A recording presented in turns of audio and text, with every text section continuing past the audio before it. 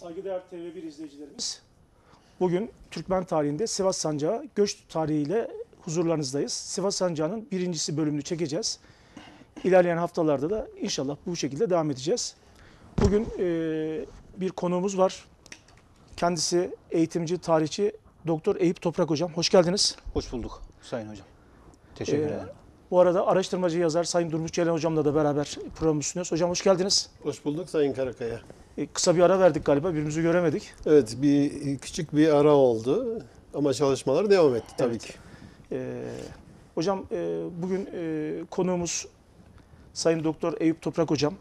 Özellikle eğitimci, tarihçi. Sivas tarihi konusunda da, Sancağı konusunda da, göç tarihi konusunda bayağı bir çalışma yaptı. Bugün bizim misafirimiz oldu. Biraz sonra ilerleyen dakikalar içerisinde bu göç tarihi konusunda bize bilgi verecek. Hocam hoş geldiniz. Hoş Kendinizi bulduk. kısa bir tanıtır mısınız? Teşekkür ederim. Öncelikle beni misafir ettiğiniz için, misafirperverliğiniz için. İsmim Eyüp Toprak. Van 100. Yıl Üniversitesi Eğitim Fakültesi Tarih Öğretmenliği mezunuyum. Yine aynı üniversitede, Van 100. Yıl Üniversitesi'nde Sosyal Bilimler Enstitüsü'nde Türkiye Cumhuriyeti Tarihi Bilim Dalı'nda önce yüksek lisansımı Türkiye'de milliyetçilik algısı 1960-1980 yıllarını incelemek üzerine tezimi hazırlayıp yüksek lisansımı tamamladım. Ardından yine Van 100. Yıl Üniversitesi'nde, yine Sosyal Bilimler Enstitüsü'nde, yine Türkiye Cumhuriyeti Tarihi Anabilim Dalı'nda Sivas Sancağı'nın göç tarihini 1877-1930 yıllarını incelemek üzere doktora tezimi tamamlayıp doktor unvanını Van'da aldım. Hayırlı olsun hocam. Teşekkür ederim. Hocam zaten ilerleyen dakikalarda sorularımızı soracağız. Siz de bize bu konuda bilgi vereceksiniz. Çok ciddi de bir çalışma yapmışsınız. Durmuş Hocam da bu konuda bizlere, en azından izleyicilerimize de bilgi verir. Durmuş Hocam, müsaade ederseniz şey yapalım. Asıl konulara gelmeden önce Sivas tarihini bize kısaca bir anlatırsanız, Sultanşehir, Sivas, en azından izleyicilerimize de kısa bir bilgi olur. Sayın Karakaya teşekkür ediyorum. Her zamanki olduğu gibi bu haftada çok değerli bir konuğumuz var. Tarihçi Doktor Eyüp Toprak Hocam. Ben hoş geldin diyorum tekraren. Tekrar teşekkür ederim. Sağ olun. Umuyoruz ve diliyoruz ki TV1 seyircileri açısından verimli bir program olsun. Yine TV1 yayın ailesinde ve bizi izleyen sayın seyircilerimize saygı ve selamlarımı sunarak yayınımıza başlıyoruz. Sayın Karakaya, Sivas gerçekten tarihsel süreç içerisinde nereden bakarsak bakalım çok önemli bir noktada olması hesabıyla coğrafik yapısıyla, konumuyla, tarihsel süreciyle ve bugün baktığımızda ekonomisiyle çok önemli bir şehir. Özellikle Türk tarihi açısından son derece önemli. Evet. Fakat daha gerisi de var tabii. Kalkolitik çağdan beri pek çok medeniyete ev sahipliği yapan Sivas'ta geçen medeniyetler var. Neler onlar? Evet. Hititler, Frikler, Lidyalılar, Romalılar, Bizanslar ve daha sonra tabii bu arada Persleri de sayabiliriz. Zaman zaman Pers bakiyelerinin de bölgemize girip çıktığını biliyoruz. Türk tarihinden, Danışmetli'den başlayarak büyük önem arz eden bir yapısı var Sivas'ın. Hem başkent olması hesabıyla ve pek çok yönüyle. Danışmentliler o halde Türk tarihiyle başlayan Sivas şehrimiz Selçuklular döneminde yine önemini katlayarak artırmış. Osmanlı döneminde de bunu sürdürmüştür. Sivas'ın tarihine biraz geriye gider. Şöyle kısaca bir bakarsak, Asur ticaret kolonileri milattan önce 1100 yıllarında Mezopotamya'dan Orta Anadolu'ya giren ticaret yolu üzerinde önemli bir konumda yer alan şehirdir. Evet. Sivas şehri. Yine milattan önce 16. yüzyıldan itibaren Hititlerin sınırları içerisinde kalan Sivas şehrimiz bu dönemde Sibapis kavminden alan bir isimle anılmıştır. Asur hükümdarı Sargon milattan önce 710 yılında Sivas'ı ele geçirdikten sonra yine aynı yüzyılda 676 yılında Kafkaslardan gelen İskitler, İran'dan gelen Medler, Anadolu işlerine kadar ilerleyip Sivas'ı işgal ettiler. Kapadokya bölgesinde yine M.Ö. 585 yılında Medler ve Lidyalılar arasında olan bir anlaşmayla, yapılan bir anlaşmayla 550 yılında Persler Sivas'ı tekrar ele geçirdi. Evet. Yani bundan önce iki devlet arasında bir anlaşmayla bu devletlerin uhdesinde kaldı. Fakat milattan önce 550 yılında Persler Sivas'ı doğudan gelerek işgal ettiler. Bu süreç uzun bir süreç aslında, fakat kısa kısa biraz da İskender'den, Büyük İskender yine milattan önce 323 yılında ölümüyle birlikte imparatorluk parçalanmış.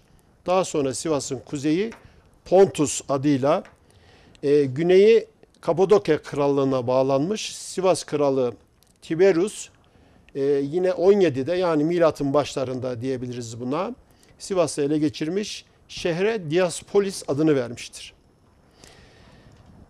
Romalılar Sivas'ın yönetimini Pontus Krallığı'na bırakınca şükran ifadesi olarak Diospolis yerine Sebastia diye isimlendirdiğini, Sivas'ın da bundan mülhem, Sebastia'dan mülhem uzun yıllar Sivas adıyla anıldığını, hatta Selçuklular bu ismi değiştirmeden buna benzer isimler verdiğini söyleyelim buradan. Sivas aslında bu saydığımız tarihsel yapı içerisinde baharat yolu üzerinde, İpek yolu üzerinde önemini hiç kaybetmemiştir. Evet. Bu yönüyle daha sonraki yüzyıllarda şehir mal ve esir ticaretinin yapıldığı bir yer olarak dikkate çekse bile Roma'nın 395 yılından ikiye bölünmesiyle birlikte Sivas Doğu Roma İmparatorluğu dediğimiz Bizans İmparatorluğu'nun sınırları içerisinde kaldı.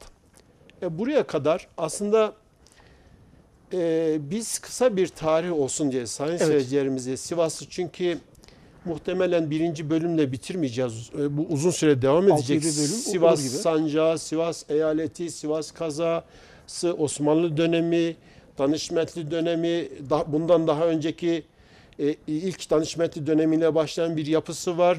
Bütün bunları inceleyeceğiz. Fakat bunları sayın seyircilerimizin aklında birkaç not olarak kalsın diye belirtmeye ihtiyacı duyduk Sayın Karakaya. Hocam o zaman bir virgül koyup hocamıza mı geçelim, devam edelim mi? Şurayı biraz tabii, daha, buyurun, çünkü buyurun, bunu Sayın Hocamın çalışması 18. ve 19. Evet. yüzyıl göçleri. Buraya Yani biraz o tarihe vurgu yakın yaparsak kadar. hocam, izniniz olursa Estağfurullah. Tabii. sözü hemen size kısaca toparlayıp size bırakacağım. 1046 yılında Anadolu'da küçük küçük yoklamalar yapan Avşin Bey vardı. Evet. Biliyorsunuz Kayseri bölgesine de geldiğini daha önceki çekimlerde söylediğimiz. Sonra Alparslan'ın önünde Anadolu'ya gelen şehzade Elbasan'ın, İlbasan da diye bildiğimiz bir şehzadedir. Sivas bölgesine kısa kısa giriş ve çıkışlar, yoklamalar yaptı diyoruz biz buna. Evet. Fakat Sivas'taki asıl tarih 1071 Sultan Alparslan'ın Anadolu kapısını Türklere tamamen açmasıyla birlikte yine sultanın komutanlarından olan Danışmet Ahmet Gazi'nin 1075'te Sivas'ta kurmuş olduğu devlet Türk tarihi için son derece önemli. Bunu önümüzdeki zamanlarda altını çizeceğiz. Daha sonraki dönemlerde hızlı hızlı geçeyim ben ana başlıkları verip hocama devretmek için. Bir Eretna dönemi var. 1342-43 yılında başlayan, ondan önce 1337'de yine bölgemize kadar, Sivas bölgesine kadar gelen, Sivas eyaletinin kuzey bölümüne ve batı sınırlarına kadar gelen Dulkadirli hükümranlığı var. Buralarda biraz Türk beylikleri ve devletleri arasında itiş kakış var. Buraya hızlıca geçiyorum. Akkoyunluların bölgeye müdahalesi var. Yine Kadı Burhanettin'in 1389 yılında buraya müdahalesi var. Bir 10 yılın üzerinde hükümranlıkta kalmış Sivas ve coğrafyası. Yine 1400 yıllarda, yani 15. yüzyılın ortasına ve sonuna doğru Osmanlı Yıldırım Beyazıt döneminde zaman zaman kısa aralıklarla bir 2 yıl ve 10 yıl süreyle girip çıkan bir yönetimi var. Bu bölgeye Sivas, yani öyle anlaşılıyor ki Osmanlı'nın ana hat olması hesabıyla Sivas'ın öneminin bilinmesi hesabıyla Sivas'ı elde etmek istiyor. Sonra 1402'de Timur'un bölgemize gelmesi var. 1243 yılında Köse Dağı Savaşı ile birlikte Sivas'ın acı günleri ve hatıralarını hemen söyleyelim. Daha sonraki dönemlerde yine 15. yüzyılın 15. yüzyılın sonlarına 16. yüzyılın başlarına doğru tamamen Sivas'ın Osmanlı egemenliğine girdiğini görüyoruz. Evet. Peki son döneme kadar 18. ve 19. yüzyıla kadar Osmanlı egemenliğinde kalan Sivas coğrafyası, Sivas eyaleti aslında Anadolu eyaleti diye bildiğimiz Rumeli ve Anadolu eyaleti diye Osmanlı'nın ilk başlarında taksim edilen iki idari yapının bölgemizdeki ana yapısını teşkil etmesi hesabıyla eyaleti Rum olarak isimlendirilmiş. Etrafındaki hemen hemen hatta Sivas'ın doğusuyla birlikte Trabzon, Erzincan, Malatya, Bozok yani Yozgat bölgesi, Amasya, Tokat bölgesi, Arapgir, Erzincan'ın büyük bir kısmı, hatta Kayseri'nin bir kısmı, doğu kısmı da diyebiliriz. Zaman zaman idari taksimatlandırmalarda değişmekle birlikte Sivas eyaleti sancakları içerisinde yer almış ve böylece idari taksimatlandırma içerisinde kalmışlardır. 18. ve 19. yüzyılda Sivas eyaleti ve Sivas sancağında büyük göçlerin olduğunu görüyoruz. Konu Eyüp Toprak hocamın, Doktor Eyüp Toprak hocamın uzmanlık alanı. Sayın seyircilerimize burada hatırlatmak için böyle bir çalışmanın Sayın Hocam tarafından yapıldığını, doktora çalışması olarak yayınlandığını takip edenler için elbette merak edenler olacaktır. Ben tanıtmış olayım ve sözü Sayın Hocama tekrar bırakayım. Tekrar Hocam, teşekkür ederim. Çalışmalarınızdan dolayı da en azından bir teşekkür edelim. Sağ olun. Çünkü ciddi derece bir emek. Emeklerinize Ben sağlık. teşekkür ederim. Sağ olun hocam. Eyüp Hocam, o zaman Sivas Sancağı göç tarihi 1877-1930. 1930 Söz sizde. Kafkaslardan Sivas'a göçler. Evet. Ben isterseniz kısaca başlıkları sizin hem bölmemiş olayım. Tabii hocam. Balkan Harbi sonrası göçler. Tehir ve sürgüne bağlı göçler. En azından şimdi 3 tanesini söyleyeyim. Diğer 2 tanesini de artık süreç içerisinde ilave etmiş oluruz. Tabii ki. Söz sizde hocam. Öncelikle Sivas neden önemli? Bu soruyu kendim de sorarak konuya başlamak istiyorum. Şimdi haritayı gözümüzün önüne getirdiğimiz zaman Sivas bir defa Anadolu'nun tam merkezinde. Aynı Kayseri gibi, Ankara gibi, Eskişehir gibi. Tam Türkiye'nin ortasında bir mevkide. Doğudan batıya, kuzeyden güneye uzanan yolların arasında bulunan bir şehir. Sınırlara yakın bir şehir değil, hudutlara yakın bir şehir değil. Bu anlamda emniyetli bir şehir. Emniyetli bir mevkide bu anlamda. Osmanlı için düşünürsek, Osmanlı ele almış olduğumuz dönem Osmanlı dönemi. Payitahta uzak bir yer. Payitaht sürekli kendisini güvenli hissedebilmek adına gelen göçmenleri, gelen olayları genellikle payitahttan uzak yerlere çekmeye çalışır. Bu anlamda Sivas'ın böyle de bir özelliği var. Sivas dönem itibariyle sağlam kalelere sahip. Asayiş bakımından oldukça güvenliğini elde etmiş bir şehir. Yine asıl göçmenlerin kendisine çekmesindeki en temel sebep geniş arazilere sahip olması. Bu açıdan göçmenler açısından da devlet açısından da Sivas'ı göç merkezi olarak kullanmıştır. Sivas asayiş bakımından hakikaten önemli. Onu şurada da görmekteyiz. Yani malumunuz Amasya Genelgesi Kurtuluş Savaşı yıllarında gerçekleşiyor ve 22 Haziran 1919 tarihinde orada yer alan şöyle bir madde vardır. Anadolu'nun her bakımdan en güvenli yeri olan Sivas'ta bir kongre toplanması.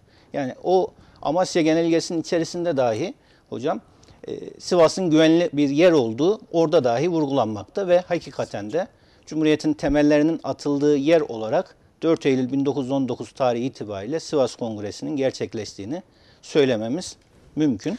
Tarihin her bir döneminde Sivas bir iz bırakmış o zaman hocam. Kesinlikle, kesinlikle hocam. Ve güvenli ve Evet. Hakikaten çok da fazla problemlerin, çok da sıkıntıların olmadığı bir şehir o anlamda. Sivas'ın tarihsel sürecine hocamız geniş anlamda ilerleyen süreçte de değinecek. Fakat ben de şöyle hafifçe değinmek istiyorum. Sivas'ın geçmişi şu an araştırmacılara göre Neolitik döneme kadar gitmektedir. Neolitik dönem dediğimiz süreç milattan önce 8000'leri bulan bir süreç.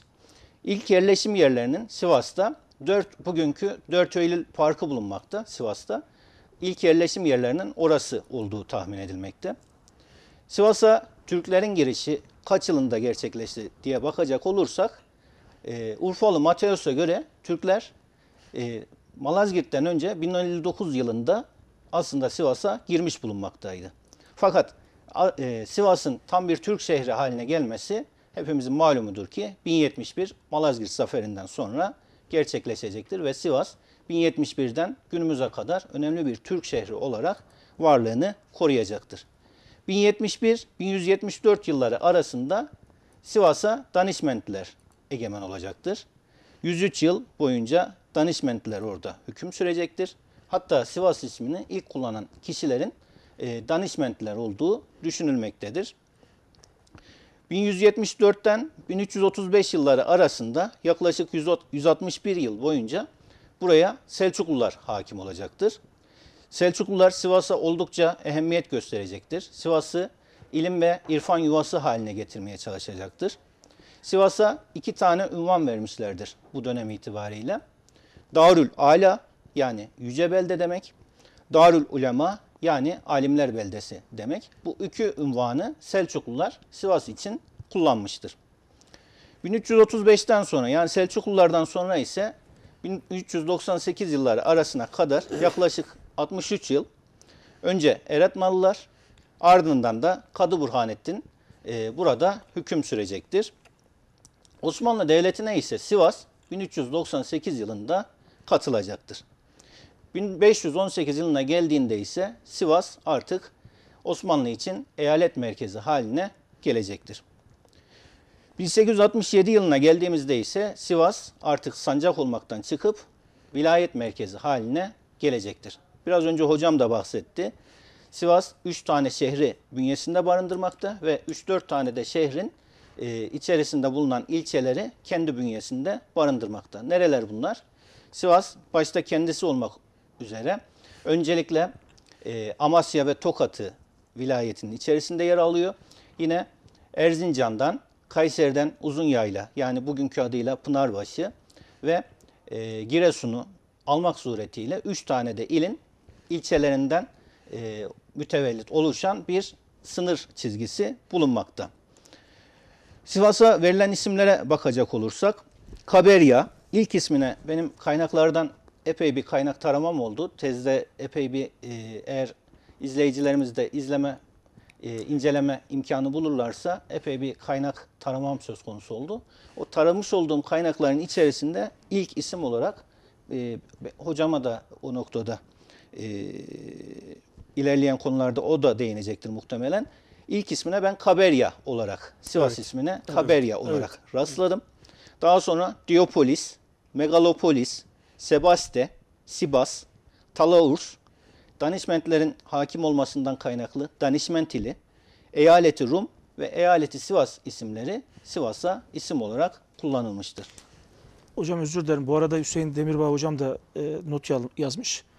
Biz buradan hocama da selamlarımızı iletiyoruz. Ben de kendisine çokça teşekkür ediyorum. Hüseyin Demirbağ hocamıza, Van'da bulunan Van 100. Yıl Üniversitesi'nde benim üzerimde emeği olan başta Hüseyin Demirbağ hocamız, Sayın Profesör Doktor Bekir Koçlar hocamız ve o bölümde yer alan tüm tarihçi hocalarımıza buradan selamlar olsun. Tekrardan biz de selamlarımızı göndermiş olalım hocalarımıza. Evet. Teşekkür ediyoruz her birisine. Göçleri şimdi ele alacak olursak Osmanlı tarihini aslında göçler üzerinden okumak da mümkündür, değerlendirmek de mümkündür.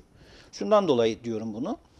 Hakikaten Osmanlı Devleti'nin kuruluşu da göçler üzerinden gerçekleşiyor. Evet. Maalesef ki yıkılışı da yine göçlerle birlikte gerçekleşiyor. Kuruluş yıllarında gelen galibiyetlerle birlikte Osmanlı Devleti ele geçirmiş olduğu toprakları şenlendiriyor. Oraları Müslümanlaştırmak adına oralarda bir iskan politikası gerçekleştiriyor. Yıkılış sürecinde de ne yazık ki daha önce ata toprağımız olan topraklarda orada insanların daha fazla eziyet çekmemesi, daha fazla orada can kaybına, mal kaybına uğramaması adına orada bulunan, oranın artık hakim gücü haline gelen insanların onlara daha fazla zarar vermemesi adına ana yurt olarak adlandırdığımız aslında Anadolu'ya onları elinden geldiğince çekmeye, getirmeye çalışıyor. Bu süreç maalesef 1877'de özellikle yıkılış sürecini ben o tarihler itibariyle çok yoğun olduğunu görüyorum. O süreçten başlattım. 1877'den hakikaten 1922 yılına kadar hakikaten çok uzun bir savaş dönemimiz oluyor. O yılları yaşayan insanlar hakikaten bir savaş süreci yaşıyor. Yokluk, sıkıntılar. Yokluk, değil mi hocam? sıkıntı, Sayın hastalıklar. Karakaya, Buyurun hocam. pardon. Ekran arkasında gördüğümüz Sivas Evet, haritasını. eyaleti, Sivas sancağının Sınırları. sınırları. Bu zaman zaman idari taksimatlandırmaya göre değişse bile demin Eyüp Hocam anlattı. Doğru. Sivas'ın kısmen illeri, bugünkü mevcut illeri kısmen veya tamamen aldığı bu haritada açıkça görülüyor. Tarih nasıl hocam? Bu tarih zannediyorum ki katılır mı hocam bilmiyorum ama idari taksimatlandırmaların sonu yani 18. ve 19. yüzyılı ihtiva ediyor. Doğrudur. Doğrudur hocam. Evet. 19. yüzyıla ait bir haritamız. Sivas'ın 1867 vilayet nizamnamesi düzenleniyor. O tarih itibariyle Sivas'ın şu anki o dönem itibariyle ki sınırları. Gerileme ve çöküşle birlikte mağlubiyetler yaşanıyor ve o dönem itibariyle 5 farklı savaş, 5 farklı süreçle birlikte Osmanlı Devleti oradaki Müslüman vatandaşlarını, Türk vatandaşlarını orada bırakmayıp kendi topraklarına getirmenin yollarını arıyor. Bu 5 süreç ne? 93 Harbi öncelikle 1877-1878 yılları arasında Osmanlı-Rus Harbi'nde Osmanlı Devleti ne yazık ki çok ağır bir mağlubiyete uğruyor. Ve sonunda 1878 yılında önce Ayastefanos Anlaşması'nı ardından da Belgrad Anlaşması'nı imzalamak suretiyle şartları son derece ağır, Osmanlı Devleti'ne büyük yükler getiren, büyük toprak kayıpları getiren anlaşmalar imzalanıyor. Ve bu anlaşmalar sonucunda oradan çok sayıda da insan, kimi kaynaklarda 1 milyonu, kimi kaynaklarda 2 milyona kadar çıkaran görüşler var. Orada yaşayan Müslüman insanları Anadolu'ya, özellikle Anadolu'ya Osmanlı sınırları içerisine dahil etmeye çalışıyorlar. Yine ikinci süreç 1912-1913 Balkan Harbi ve sonrasındaki gelişmeler. Yine Osmanlı Devleti aslında daha önce tebaası olan, aslında daha önce kendisine vergi veren, kendisine biat eden orada 4-5 farklı devleti Balkan Savaşları sırasında ne yazık ki onlara mağlubiyet yaşıyor ve onlara büyük toprak kayıpları vermek suretiyle büyük toprak kayıpları yaşıyor ve bu büyük toprak kayıplarının neticesinde orada Bulgaristan sınırları içerisinde yaşayan Müslüman nüfusa yapmış oldukları eziyetler neticesinde, Yunanistan'da yaşayan Müslümanların yine uğramış oldukları eziyetler neticesinde, Balkan topraklarında yaşayan Balkan Müslümanlarının, Balkan muhacirlerinin orada daha fazla can, daha fazla mal kaybına uğramaması amacıyla oradaki nüfusu yaklaşık kaynaklardaki ortalama rakam yarım milyon insanı yine Osmanlı topraklarına getirmeye çalışıyor. Üçüncü bir başlığımız 1914 yılı itibariyle malumumuz ki Birinci Dünya Savaşı gerçekleşiyor. Bu 1914 Birinci Dünya Savaşı ile birlikte Osmanlı Devleti'nde Doğu Anadolu bölgesi Rusların saldırısına uğruyor. Evet. Özellikle Ermenilerin de bu noktada büyük ihanetleri söz konusu. Ermeniler Ruslara doğrudan destek oluyorlar. Silahlı destek, parasal destek, maddi manevi anlamda destek olmak suretiyle Doğu Anadolu bölgesinde birçok şehrimiz işgale uğruyor. Hatta benim şu an görev yapmış olduğum Van ili de 1914 yılından başlayıp 1917 yılına kadar Rusların 3 yıl boyunca egemenliği altına, işgali altına uğramış durumda. Yardımcısı kim diye baktığımız zaman ise Ermenileri görmekteyiz. O 3 yıllık süreç içerisinde orada yaşayan Müslüman halk ne yazık ki hem Ermeniler tarafından hem Ruslar tarafından yine işkenceye, eziyete, canlarını, mallarını kaybetme riskine maruz kalıyorlar. Osmanlı Devleti buna göz yummamak için, Osmanlı Devleti buna önlem alabilmek adına orada Vilayeti Şarkiye olarak adlandırdığımız 3. bir göç hareketini adeta bir Evet. iş göç olarak adlandırabileceğimiz bir göç hareketini başlatıyor. Değerli hocamız Profesör Doktor Tuncay Öğün hocamızın çalışmasıdır. Vilayeti Şarkiye Göçmenleri adıyla. Orada hakikaten yani ben ders kitaplarında maalesef ki rastlayamadım hocam. Yani Vilayeti Şarkiye Göçmenleri sanki biraz unutulmuş, biraz sanki değersiz demeyeyim de sanki ihmal edilmiş bir göç dalgası. Atlanılmış bir Atlanılmış konu. Hocamın atlanılmış bir çalıştığı konu. bir konu. Fakat Evet. hocam onu şeyi de görüyoruz. Yani oradan Anadolu'nun işlerine doğru peyderpey Yine göçler Evet. gerçekleşiyor. Yine Ermenilerin bu hareketlerinden sonra, fütursuz hareketlerinden sonra 1915 yılında farklı bir göç hareketi olarak da tehcir olayını görmekteyiz. Evet. Tehcir, zorunlu sürgün olarak adlandırabileceğimiz bir göç hareketi.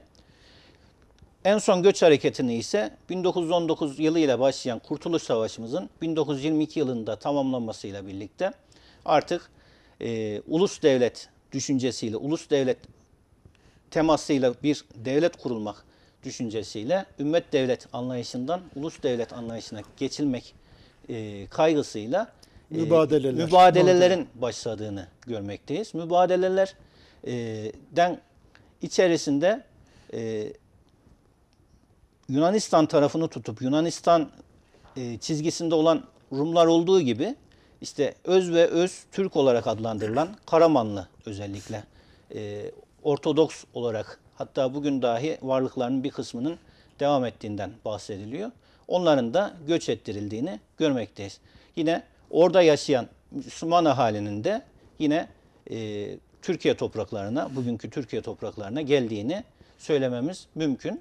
Bu gelen göçlerin içerisinde önemli bir miktarda Sivas'a yerleşim söz konusu olmuş.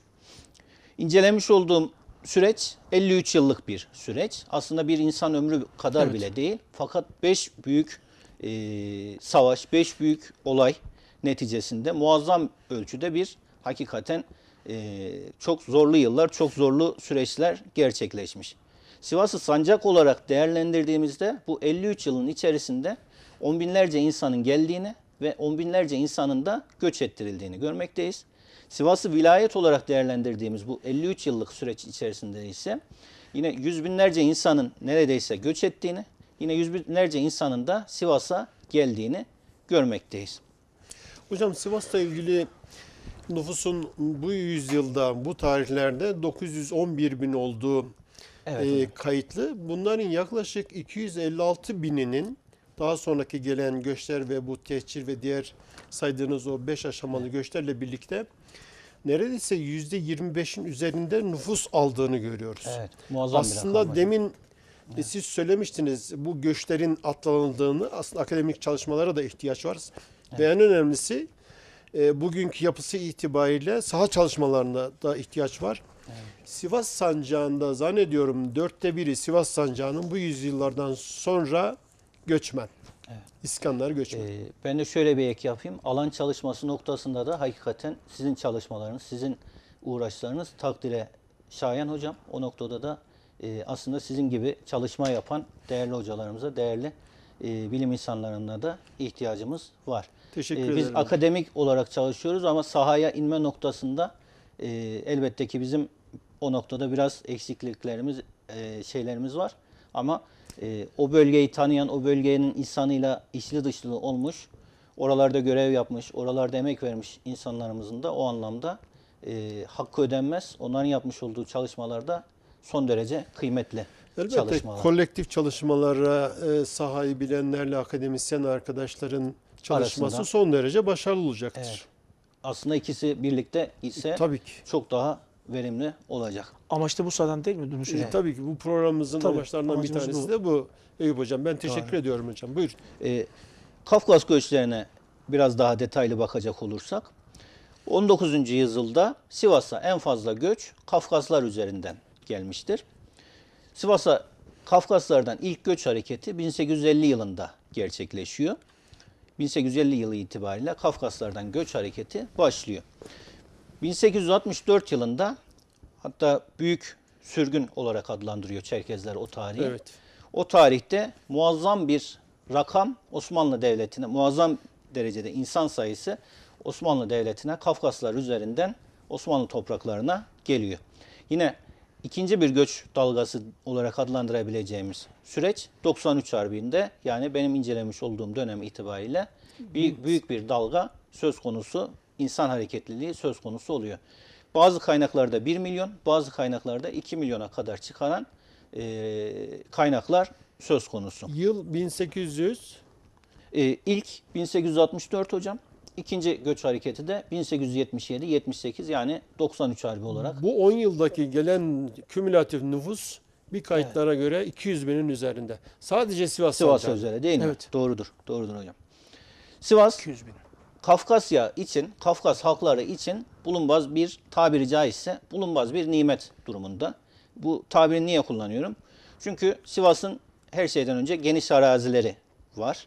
İklimi adeta Kafkasya'yı andırır, o sert bir iklim. Hem Sivas'ta şu an itibariyle de öyledir. Sert bir iklimi var. Kafkasya'nın da yine aynı şekilde sert bir iklimi var. Yine Kafkasya'daki gelenek ve kültür bir anlamda Sivas'ta da benzerlikler gösterdiği söz konusu. Bundan dolayı bugünkü Uzunyayla, bugünkü Pınarbaşı'nın içerisinde olarak adlandıracağımız yer daha önce Sivas'a bağlı bir ilçe durumundaydı. Evet. Kaza. Kaza durumundaydı. Aziziye. Aziziye kazası. Uzunyayla olarak adlandırılan yer tamamen Kafkas halkından oluşan insanlardan oluşan bir kazaydı. Hocam hem coğrafya olarak Kafkasya'ya benzerlik arz ediyor. Evet. Hem de Zamantı Nehri'nin kenarına yerleşen Kafkas göçmenleri de var, muhacirleri. Evet. Bununla birlikte hem kültüre entegre olmuş oluyorlar hem de coğrafyaya entegre olmuş oluyorlar. Evet. Hatta o dönem Kafkas halkı tarafından Uzunyaya'ya Küçük Kafkasya adının verildiği Evet. söyleniyor. Sivas Sancağı bu dönem itibariyle sancak bazında yaklaşık 50 bin Kafkas muhacirini misafir ediyor. Fakat bu 50 bin muhacirin 10 bin kadarını, yaklaşık 10 bin kadarını iskan ediyor. Kalan 40 bin kişi ise Orta Anadolu'nun diğer önemli kentlerine, Ankara, Eskişehir gibi kentlere göndermek suretiyle onları da bir göç güzergahı olarak kullanmasına vesile oluyor. Kafkas göçmenleri deyince hocam bir de şöyle maalesef bir yanlış bir genellememiz söz konusu. Hani Kafkasya'dan göçler geldiği zaman aklımıza ilk Çerkez kelimesi ve Çerkez milleti geliyor. Aslında Kafkasya bugün de öyle, tarihte de öyleydi. Çok etnik anlamda çeşitliliğin bol olduğu bir yer. Dil açısından da yine dil ailesi itibariyle de dil çeşitliliğinin çokça bulunduğu bir yer. Kafkas milleti diye anılıyor Kafkas, zaman zaman. evet. Kafkas milleti dersek aslında daha da doğru olur. Halk olarak değerlendirecek olursak Çerkezler bunlardan sadece bir tanesi. 12 tane hocam etnik yapının var olduğunu, bu göçlerle birlikte Söylememiz geldiğini de biliyoruz. Evet. Mümkün. Benim Sivas'ta tespit edebildiğim kadarıyla Çerkezlerin, Abazaların, Dağıstanlıların, Evet. Karapapakların, hatta Tatar ve Gürcülerin dahi Sivas'a gelip iskan edildiklerini söylememiz mümkündür. Türklerin. Türkler de yine tabii ki o dönem itibariyle Sivas'a gelmektedir. Evet. Yine başka yere iskan edilen aileler, mesela Ankara'ya iskan edilmiş. Orada bulunduğu yeri beğenmeyip Sivas'a gelmek isteyen aileler de çıkmıştır bu dönem itibariyle. Sivas'a iskan edilmiş fakat Sivas'ta işte yaşamış olduğu bir arazi kavgası, bir iskanla ilgili yaşamış olduğu bir sıkıntıdan dolayı Sivas'tan gitmek isteyen, iskan edildiği halde başka yere göç eden insanların da bu dönem itibariyle olduğunu görmekteyiz. Yine Sivas'ta o kadar bir Kafkas göçü gerçekleşmiş ki bunun neticesinde devlet, Osmanlı Devleti orada yeni köyler kurmak suretiyle o devlet eliyle köyler oluşturmuştur. Yani hocam devletin Kafkas muhacirlerine ve diğer muhacirlere de desteğinin var olduğunu biliyoruz. Kesinlikle. Zaten hocam ilk el aslında devletin eli her zaman. Evet, O dönemde öyle, bugün de öyle. Kanunları İlk verdiğini, uzanan, öküzler evet, verdiğini, topraklar araçlarıyla, verdiğini, evet. toprak damları yaptığını, oradan gelen sanatçılarla beraber, duvar ustalarıyla beraber Evet. kış öncesi bu binaların, yapıların yapılarak muhacirlerin soğuktan Evlerine. kurtularak bir an önce biliyorsunuz uzun yayla soğuktur, Sivas soğuktur Evet, aslında. evet. Ayazı Bu yapıdan özellikle hocam. ayazı soğuktur. Evet, Devletin şefkat elinin burada var olduğunu görüyoruz. kesinlikle öyle hocam. Devletin gücü, Gücünü, şefkati, evet. Türk devlet yapısının ne olduğu. Aslında bu Tabii, Sayın Karakaya Türk devlet yapısının Geleneğinde. bir yüzünü, geleneğini de Evet. bize vermiş oluyor. Kesinlikle. Bu dönem itibariyle kurulan köylere baktığımız zaman Osmanlı padişahlarının ismine atıf yaparak köylerin kurulduğunu görmekteyiz. Bu köylerin isimleri Hamidiye, Aziziye, Orhaniye, Osmaniye, Mahmudiye, Sultaniye, Süleymaniye gibi köyler Sivas'ta kurulmak suretiyle tamamen İlçeler, sancaklar da bu isimle anılmış. evet. Yani Aziziye bir Aziziye sancak. mesela. Evet. Yani evet. Bünyan-ı Hamid ismiyle verilen Mesela. Hamidiye'ye dönüşen Yine- bir ilçe. Sultan Abdülhamid'e atıfen o isim verilmiştir hocamızın dediği şekliyle. Muhacirler yine biraz önce hocamızın da dediği surette devletin hakikaten bir elinin olduğunu görmekteyiz. Elini esirgemiyor, yardımlarını esirgemiyor. Bu anlamda muhacirler öncelikle 10 yıl boyunca vergiden ve 10 yıl boyunca askerlikten muaf tutuluyorlar. Çünkü Evet. oradan gelirken özellikle ulaşım imkanları da her ne kadar devlet tarafından desteklense ve hatta devlet eliyle gerçekleşse de maalesef geldikleri toprak itibariyle orada bir savaş söz konusu. Savaştan kaçan unsurlar, daha doğrusu savaştan kurtulmak isteyen unsurların da savaşı gerçekleştiren unsurlar tarafından saldırıya uğradığını söylememiz mümkün. Orada özellikle mallarının gasp edildiğini söylememiz mümkün. Zaten savaş esnasında birçoğu annesini, babasını, kardeşlerini, çocuklarını kaybetmesi söz konusu. Hocam oraya önce bir muhacirun iskan heyeti oluşturuluyor Evet. zannediyorum. Yani Evet, oradan gelenler, dışarıdan gelenler, beyleri bunların başında. Tabii ki. Evet hocam. Devlet yetkililerinden sancak veya kaza beyleri bunlara ilaveten ve bunların bir de güvenliğini sağlamak için bir yan var. Bir de devletin buraya parasal desteği de var diye biliyorum Kesinlikle, muhacirin kesinlikle. iskan heyetinin başına. Kesinlikle. Zaten devlet burada yardım yaparken veya devlet buraları tabiri caizse şenlendirirken, tekrar hayat verirken, canlandırırken bunu gelişigüzel hani alelade bir şekilde değil, kesinlikle bir plan çerçevesinde ve program çerçevesinde gerçekleştiriyor. İskan-ı Muhacir'in nizamnamesi, İskan-ı Muhacir'in Evet, heyetleri evet. oluşturmak suretiyle oraya değerli isimleri, önemli isimleri, paşaları görevlendirmek suretiyle bunlar devlet eli tarafıyla gerçekleştiriliyor. Sivas Sancak Bey'i bu şeyin başında. Mesela İskan evet, konusunda e, paşalardan evet, görevlisi tabii ki. pek çok paşa görev almış. Valiler görevlendiriliyor. Tabii. Sonra Tabii, vali tabii, sonradan. oluyor evet. Tabii. Yine gelen çocukların eğitimden mahrum kalmaması, eğitimlerinin aksamaması için çocukların eğitimine önem verildiğini görmekteyiz. Maalesef bu dönemde sadece Hilal-i Ahmer'in yeterince yardım yapamadığını görmekteyiz. Çünkü daha yeni kurulmuş olması hasebiyle daha sonraki bildiğimiz o Hilal-i Ahmer, daha doğrusu bugünkü Kızılay o dönem itibariyle ne yazıktır ki yeterli desteği verememiş. Çünkü henüz daha yeni kurulmuş ve teşkilatlanmasını tam anlamıyla gerçekleştirememiş. Bu dönem itibariyle yerli halkla gelen Kafkas muhacirlerinde aralarında sürtüşmelerin, zaman zaman kavgaların yaşandığını da görmekteyiz. Evet. Buna sosyolojik hadiseler, etkileşimler diyebiliriz. Değil Tabii mi ki, hocam? tabii ki hocam. Şundan kaynaklı, ister istemez bulunduğunuz bir toprağa dışarıdan bir yabancı geliyor ve her ne kadar aynı dinden, aynı ırktan, aynı milletten olunsa da geçim kaygısı her dönem herhalde varlığını koruyor. Evet. En temel Bu yıllar problem. kıtlık ve hastalık yıllarıdır Ve aynı bu zamanda. dönemler aynı zamanda hocamızın da dediği şekliyle hakikaten yoğun hastalıkların, yoğun kıtlıkların, Evet. yoğun salgın hastalıkların özellikle yaşandığı da yıllar. Taun uzun yayladan Evet. gelerek bölgemizi tarumar ettiğini biliyoruz. Evet, mesela değil mi hocam? Bundan kaynaklı yerli ahaliyle muhacir aileler arasında kavgalar söz konusu olmuş. Muhacirlerin hatta küçümsemek maksatlı da olabilir, belki dilden kaynaklı da olabilir. Muhacir kelimesi bugün hatta bazı büyüklerimiz hala o şekliyle kullanır.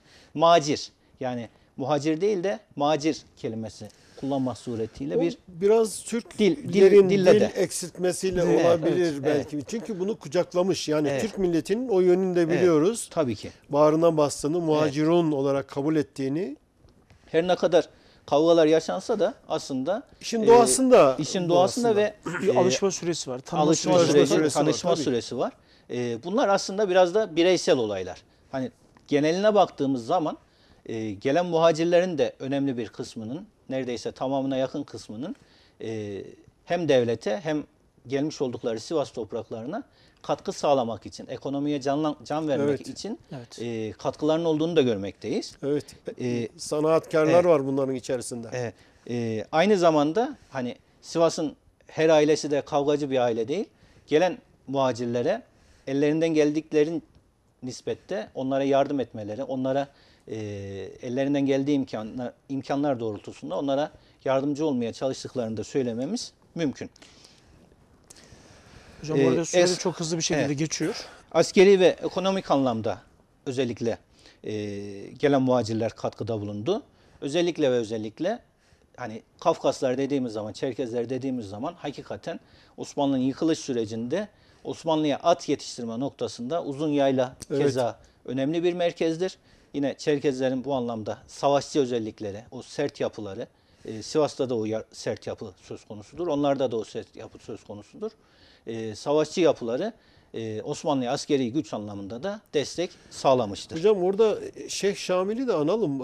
Evet. Büyük bir kısmı Şeyh Şamil'in torunları. Evet. Evet, Hacı doğru. Murat'ın torunları. Evet. Yani Rus müdahalelerine karşı, Rus zulmüne karşı Evet. Kafkas'taki yani Osmanlı döneminin sonlarına doğru biliyorsunuz Ruslarla büyük etkileşim var. Evet. Kayıplar da söz konusu.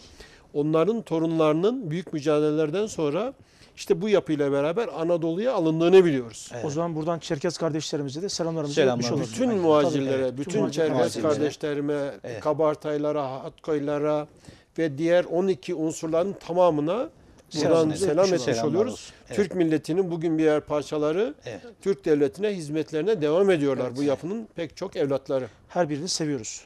Elbette. Seviyoruz tabii. Diğer bir önemli başlığımız bu dönem itibariyle vaktimizde fazla Balkan Harbi Harbi ile birlikte gelen Balkan göçmenleri, Balkan muhacireti. Osmanlı Devleti 1912 ve 1913 yıllarında hakikaten kendisinin tebaası olan, kendisine vergi veren, kendisine biat etmiş olan 4 tane büyük devletin saldırısına uğramak suretiyle onlara karşı vermiş olduğu savaşı kaybetmesiyle birlikte orada yarım milyona yakın insanını, Müslüman vatandaşını ana yurda yani Osmanlı topraklarına özellikle de Anadolu'ya getirmeye gayret göstermiştir. Bu savaşta Osmanlı Devleti son derece ağır bir yenilgiye uğramıştır. Savaşa Anadolu şu anlamda da zayiata uğruyor, şu anlamda da zararı söz konusu. Balkan savaşlarına giren insanların da önemli bir kısmının Anadolu'dan gittiğini söylememiz mümkündür. Anadolu'dan ve özellikle Sivas'tan giden binlerce insan Karaman ulusunun büyük bir kesiminin Osmanlı fütuhatıyla birlikte Avrupa'ya iskanlarını, peyderpey iskanlarını oralara Türkleşmeyle birlikte o bölgelerin sağladıklarını sadece Karamanlılar değil, Karaman bölgesi de değil. O zaman işte Karaman eyaleti diyebildiğimiz bugünkü Konya coğrafyası. Evet. Anadolu'nun pek çok yerinden giden Türkmen bölüklerinin iskan olduğunu biliyoruz. Bunların dönüşünden bahsediyoruz Evet. hocam. Evet. Aslında hocamızın da dediği gibi o noktaya da değinmekte fayda var. Aslında Balkan'daki milletler Evliya-i Fatiha. evladı Fatihan Evladı olarak Fatiha. adlandırdığımız Evet. insanlar. Yani daha önceden zaten bu toprakların öz ve öz evlatlarıydı. Oraların fethedilmesiyle birlikte oraların Müslümanlaştırılması, oraların İslamlaştırılması, Türkleştirilmesi adına oralara giden gönüllü insanlardı.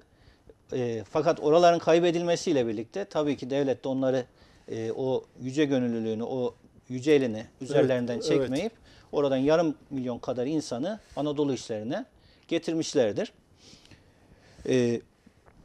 Uzun süren savaşlar bu anlamda Sivas'ta üretimi ve canlılığı da azaltmıştır. Fahrettin Altay'ın 10 Yıl Savaş ve Sonrası adlı bir eseri var.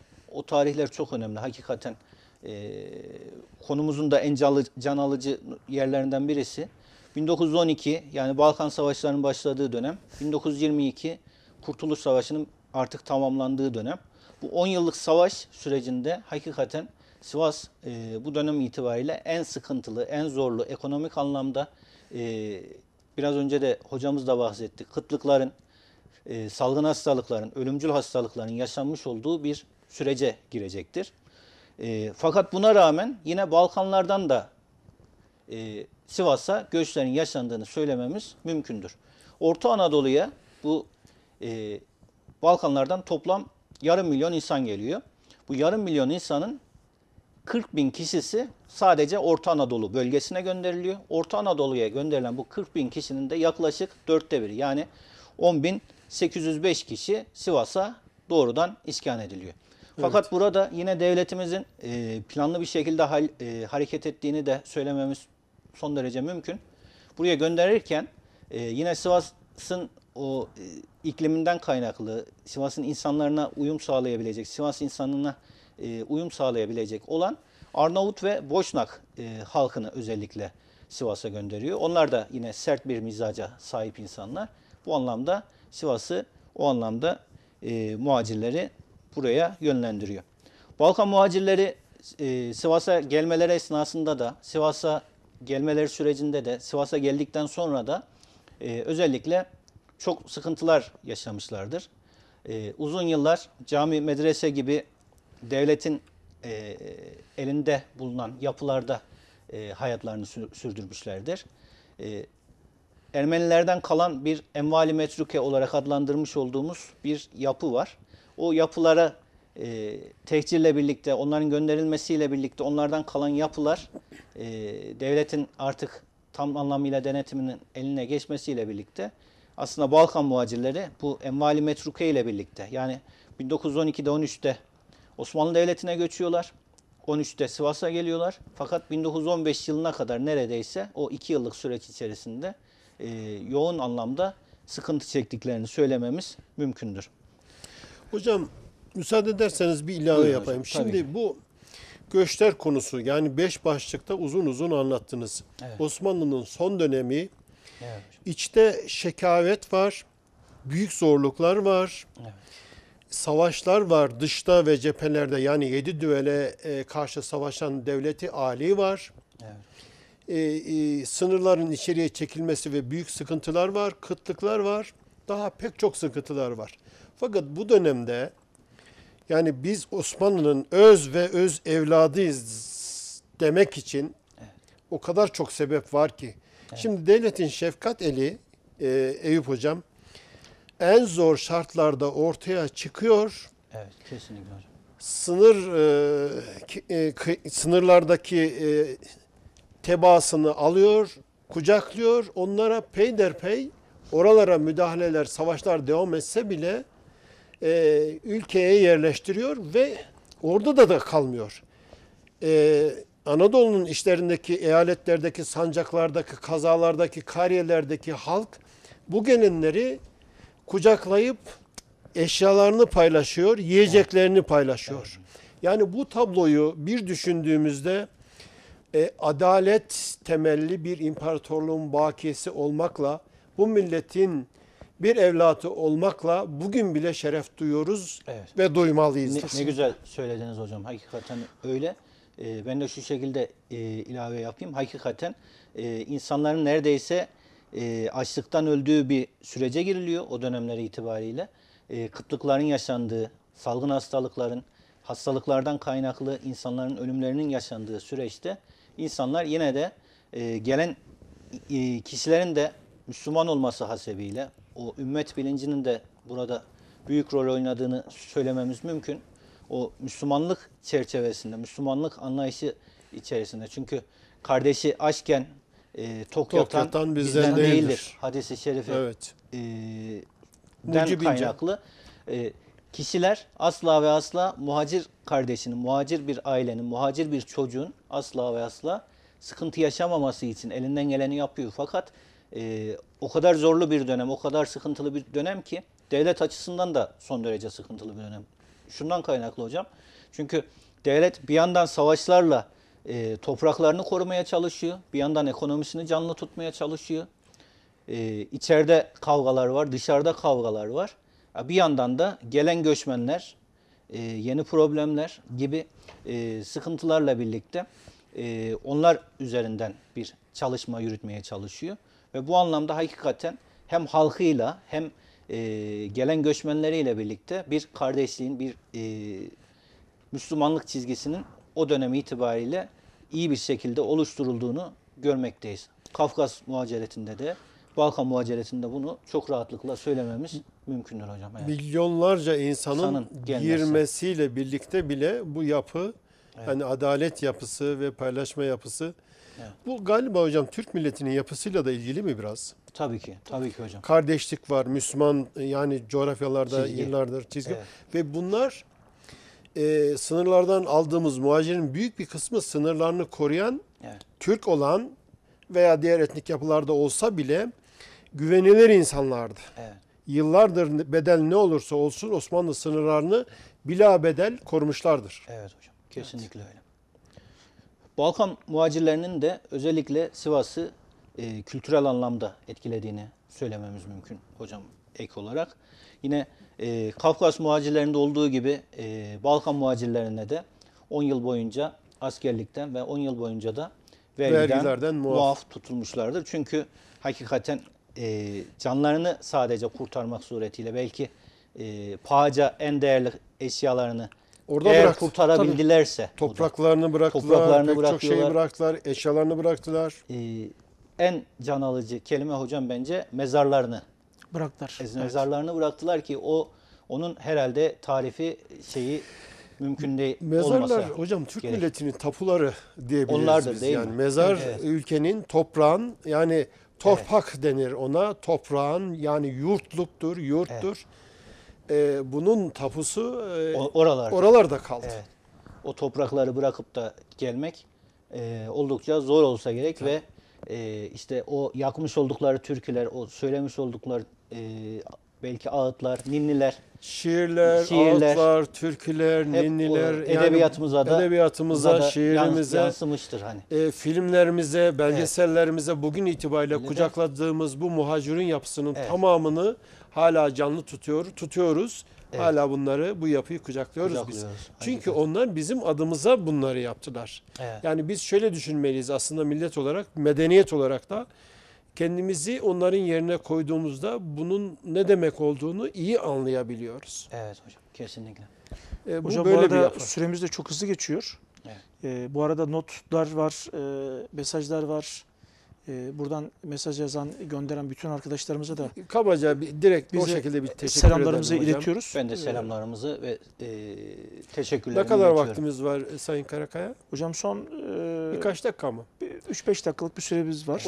O zaman Eyüp hocamızdan istirhamımızı toparlayıp son sözlerini alabilirsiniz. Hocam 5 dakikalık bir süre en azından yapalım. Tehcir konusuna girmeyeyim hocam o zaman. Tehcir biraz daha uzun bir Birkaç cümleyle eğer girebilirseniz. Bu son toparlayarak. Ermenilerin hadisesi Evet. konusu değil mi hocam? Evet hocam. Bunu- Tehcir 1914 yılında Birinci Dünya Savaşı hepimiz malum üzere 1914 yılında Birinci Dünya Savaşı çıkmıştır. Osmanlı'nın son dönemlerine kadar aslında Ermeniler milleti sadıka yani sadık millet, güvenilir millet olarak adlandırılmışlardır.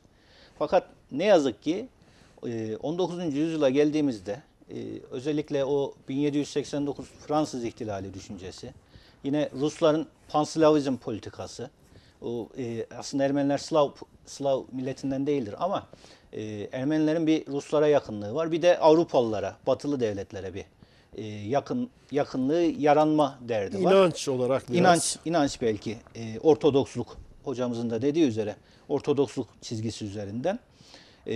Bu yıllar itibariyle Rusya Osmanlı'yı Doğu toprakları itibariyle işgale başlıyor. 1914'ten 1917 yılına kadar süren 3 yıllık bir süreç. Bu süreçte Ermeniler yardımda bulunuyor ve cephe gerisinde Osmanlı Devleti'ne olmadık işler açıyor.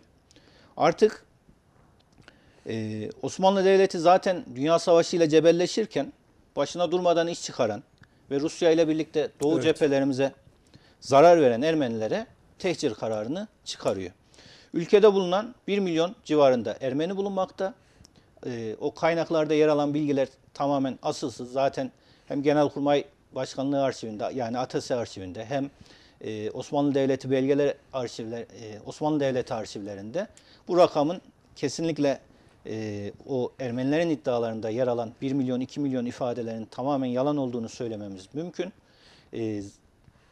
Toplamının 1 milyon civarında olduğunu ve yaklaşık bunun kümülatif Ermeni nüfusu 403 bin kişinin hakkında tehcir kararının çıkarıldığını söylememiz mümkün. İşte 1 milyonu 1,5 milyon insanın öldüğünden bahsediyorlar. Zaten öyle bir şey yok. Mümkün, asla ve asla mümkün değil. Çünkü zaten Osmanlı'da toplam rakamlarının 1 milyon civarında olduğu. 1 milyonu biraz fazla. Arşiv kayıtları ortada Net. bugün. Yani ihtiyacı olanlar gidip bakabilir. Kesinlikle. Hocam Türk'ün tarihinde böyle bir şey yok zaten. Zaten yok. O 403 bin kişinin içerisinde de zaten binlerce insan, neredeyse yüz binlerce insan zaten Suriye'ye, savaştan uzak bir bölgeye de yerleştirilmiş ve orada yaşayan nüfus başka yerlere göç etmek suretiyle Amerika'ya, o kadar ilginç belgelere rastladım ki hocam Ermenilerin göçü hadisesinde. Mesela Ermeniler Amerika'ya göç ediyor, Arjantin'e göç ediyor, farklı topraklara göç ediyorlar. Yani bir şekilde aslında o zenginliğin, o parayla temasın bir sonucu, mal varlıklarının olması sonucu istedikleri yerlere de gidebiliyorlar. Göç ettirilen sancak, Halep sancağı, eyaletti bir dönem. Burası Osmanlı toprağı zaten. Yine zaten. Tabii. Osmanlı toprağı. Evet.